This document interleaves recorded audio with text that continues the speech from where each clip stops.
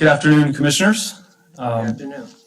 I spoke in here a couple months ago in regards to water fluoridation, and this was on the heels of a federal judge ruling posing that fluoride does pose an unreasonable risk to children and pregnant women. In addition, our state surgeon general released a guidance stating that continuing water fluoridation would be considered public health malpractice. Since that announcement was made, 10 cities and 3 counties in the state of Florida have rejected water fluoridation. The cities of Melbourne, Niceville, and Immokalee all voted to end it last week. This now makes 39 completely fluoride-free counties in the state of Florida. In the coming weeks, Seminole County, Longwood, Oviedo, New Smyrna Beach, Delray Beach, and others will be revisiting the issue. Now, you're going to find some people who think fluoride is safe and effective. You're going to find people that think that the risks outweigh the benefits, but I really don't think that's the crux of the issue here. I think the bottom line is that fluoride is a drug, and we are administering it to residents without the ability to opt out of this medical treatment. Even if there are topical benefits to fluoride, we are forcing everyone, regardless of age and health condition, to ingest a medical treatment in which the dosage cannot be controlled. City councils and utility boards are supposed to provide clean drinking water. With all due respect, you're not doctors, and I don't think we should be adding medicine to the water supply. Where there's risk, there must be choice.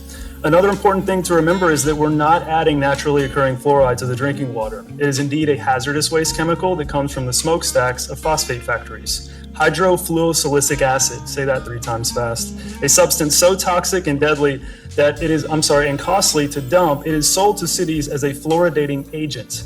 It will eat through steel, glass, concrete, and if spilled, hazmat crews will be called out. I've talked to many utility workers and they've told me they'd prefer not to deal with it because it is dangerous to their staff. It's highly corrosive. Look no further than your material safety data sheets. There is indeed a skull and crossbones on the product label. By ending fluoridation, you will not only save money, your employees won't have to deal with this hazardous waste chemical, and we can stop medicating the public without their informed consent of a now known neurotoxin, as the federal judge put it. Now, what happens when we stop fluoridation? Nothing.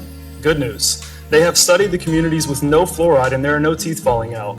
Many don't know this, but 95% of the world does not use fluoride. I mean, add it to their drinking water, More than half of the counties in Florida don't fluoridate.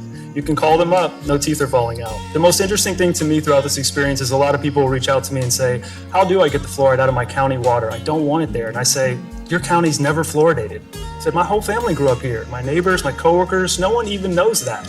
So not only are the teeth not falling out, people don't even know that they don't have it. So this is a really good sign that we don't have negative consequences of removing it.